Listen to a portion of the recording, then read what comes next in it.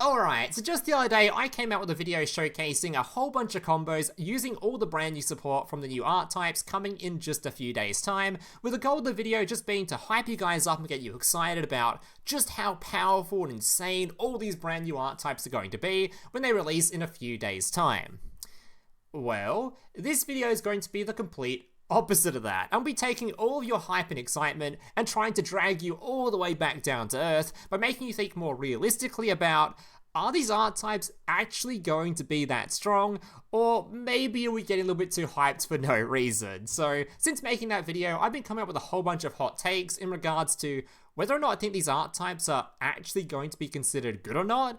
So I thought it'd be fun to just yap on about these takes in a video, so don't come back to bite me in a few weeks' time when I'm completely wrong and all these art types turn out to be top tier, world's winning deck lists, and I look like a complete and utter idiot. So feel free to laugh at me in the comments when that does happen, as yeah, feel free to make fun of the YouTuber, as you guys do so anyway. So, alright, so just a reminder before we get into this video, if you guys do want to see some early deck builds for just about every single deck list in here, make sure to subscribe to the channel, as I do plan to do basically a deck build video on almost every single art type I'm featuring in this one. So if you're interested in seeing a whole bunch of early builds on all these new deck lists, as well as some of the ways they interact with their new support and all that kind of stuff, remember to subscribe, as I will be doing videos on all these deck lists when they release in a few days' time. Alright, let's get into the actual video though. Alright, starting off with, we have your Prank Kid. So my opinion on this probably isn't too much of a secret to anyone, it's not that much of a hot take. I think this deck list is going to be completely and utterly despair tier. I don't think this is going to be playable whatsoever. Unfortunately, this art type has every single combo for this deck list is essentially going to be a 3-card combo, which historically, if you're playing a deck that's just reliant on 3-card combos, it has no chance of success. It is going to be awful. So every single combo basically needs polymerization plus 2 Prank Kids.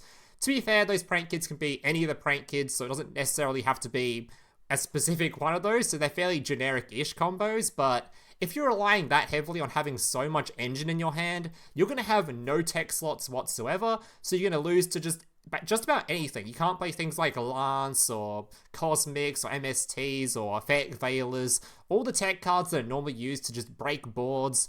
You can't play any of that, so your deck list is relying so heavily on playing so much engine in order to just not be complete and utter brickfest, and if that's the case, your deck's gonna suck. So I didn't have much faith in this. Even if it does get its full combo off on turn 1, you're just not really setting up a whole lot. You're setting up enough to just survive, and if your goal is just to survive, you're basically playing Tenyi, but a worse version than Tenyi, if that's even possible. So yeah, I don't know. This deck feels so bad to me. I don't think it's going to be good whatsoever, but hopefully I'm wrong on that, as I'm actually a huge enjoyer of Prank Kids, so I'm hoping this turns out to be a really good deck list when it releases in a few days' time. Alright, next up we have Altergeist. So, looking at the new Altergeist support, they're not bad cards, they're all reasonably good cards, but the issue is, they don't really make the deck that much stronger. If anything, you're probably only going to be running one new copy of the card in hand that you can use for link material, and maybe playing that one card in the extra deck, and that's all the changes that's going to be happening to this deck list. So if that's the case, I don't see it changing from its rogue tier status, as it's probably not going to change all that much. Including one new card in your deck list at a 1-off so you can search for it probably isn't going to take this deck list from being where it is now into something greater. I just don't really see it. It's certainly going to have an easier time finishing games, I think. Like, if you get through your first turn, it's going to be a bit easier than it used to be, but I don't think it's going to take this deck from where it is, especially considering just how strong and powerful the meta is right now. In order for this deck list to really go from rogue to being a tier 3 deck, it would take a lot more than just one new card you can put in your hand and one new card in the extra deck. I just don't think it's going to change all that much. It's not a weak deck, but it's going to stay exactly where it is and basically not go anywhere.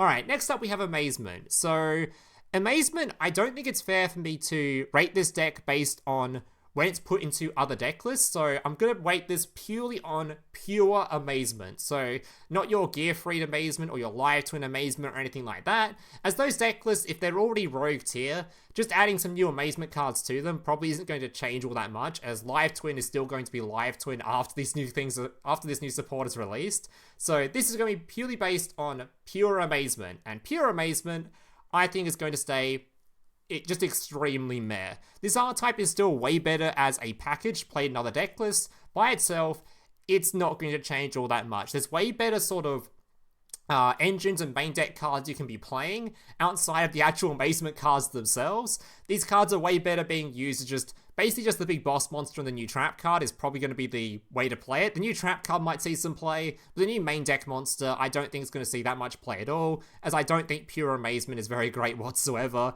It's looking more like an engine sort of a deck. Pure, I think it's going to be very, very meh, but definitely better than Prank Kid still, so it's got that going for it. Alright, next we have Phantom Knight. So, Phantom Knight, I think it's going to be one of the hotter takes, as most people are thinking this is the best deck from the box. I think this is only... I think putting it anywhere but high potential would be wrong for it, because it's just a little bit insulting. But I actually think I'm putting it in Rogue. I don't think this is a top tier deck. Now, my reasoning for it is, if we realistically compare this version of Phantom Knight to the old version of Phantom Knight, and we actually think about what the differences are, the main difference is it's a lot better going second. It's going first is basically exactly the same. The main issue with this deck is you're locked into one Xyz effect on your turn. Only one. That means you're basically only ever going to have one disruption plus maybe the spell, or you're always going to have the spell card to summon out your dude and get that one pop from your trap card. So one pop and one negate, or one pop and one Abyss Dweller, or one pop and whatever other Xyz effect you can think of. You're only ever going to have one Xyz effect. It's just something the skill's forcing you into, which is exactly the same as the previous version of Phantom Knight. In fact, the main difference is this one's now weak to Forbidden Lance, as you're going to be summoning this card out during your opponent's turn, and if your opponent activates Forbidden Lance on your monster,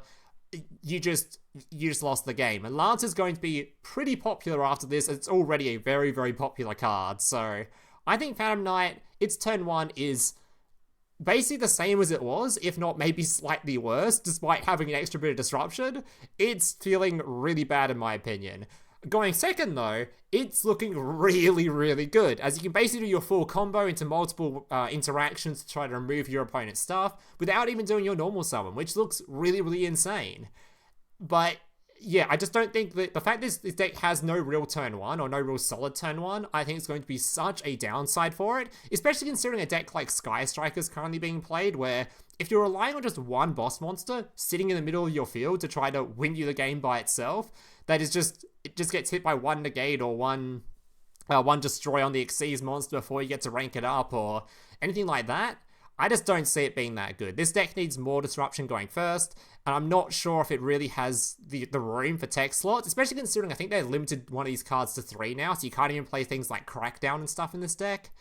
I'm not looking forward to this deck. I don't think it's going to be that great. Alright, that's probably the hottest take out the way. Next up, we have your Dark Horse, your Perform Mage. I think Perform Mage is actually high potential. This deck is looking a lot better than I thought it was. The coolest thing I've seen from this deck is the Mind Control interaction. You activate any sort of spell card that takes control of one of your opponent's monsters, and immediately you can send that monster to the graveyard and summon out a Perform Mage from your deck list. So it essentially turns any of your Mind Control or whatever effects into like E-Tellies, where you just summon out cards from your deck list by just using monsters you just stole from your opponent, which looks really good.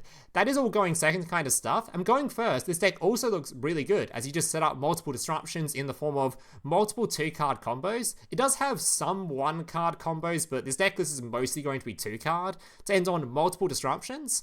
I think the main weakness of this deck that might hold it back is back row seems really hard for you to deal with.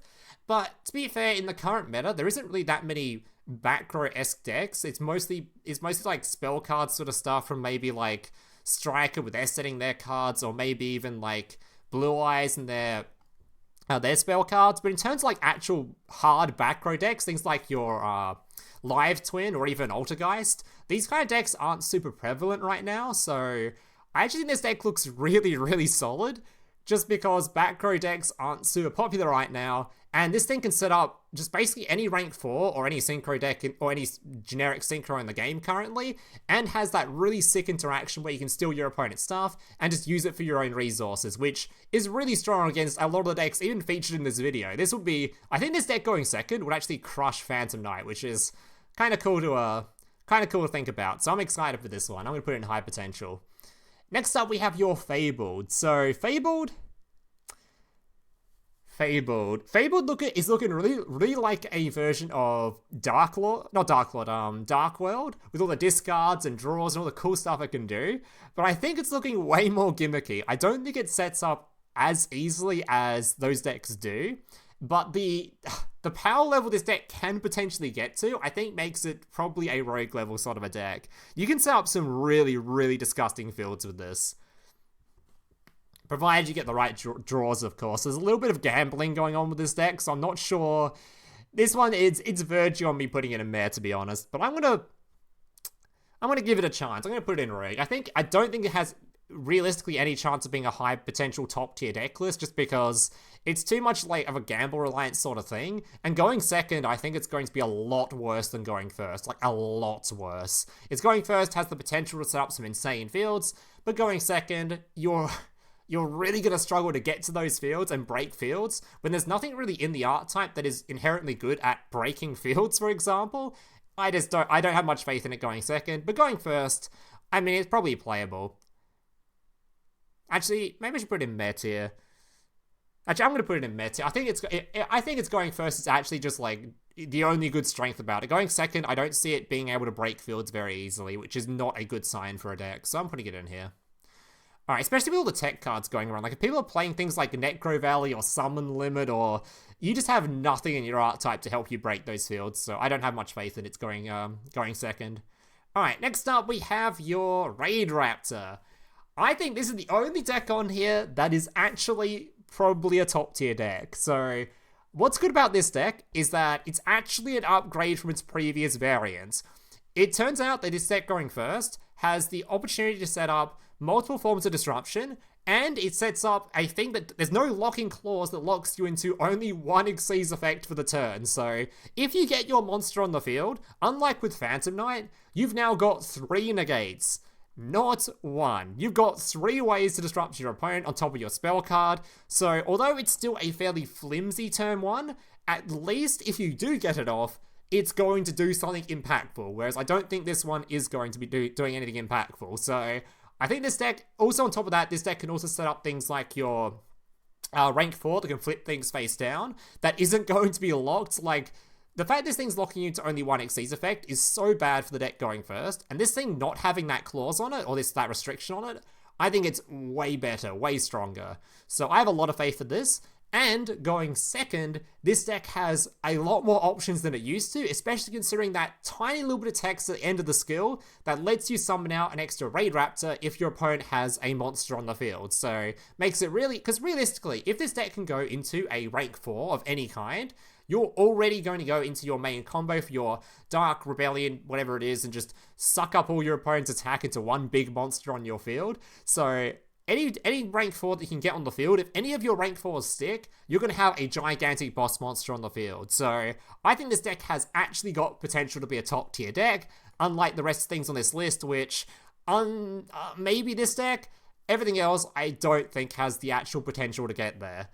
So yeah, I think that's just about my hot takes for this video. So let me know your thoughts down below. Am I completely wrong about this? Did you think I just completely talked out my ass in this video? Let me know your thoughts down below. Also, remember to subscribe. Like I said, I'm going to be doing a whole bunch of videos based on basically every single deck list featured in here, showing you all some early builds and stuff once they release in a few days' time. So remember to subscribe for that. Thank you guys for watching. Hope to see you in the next one.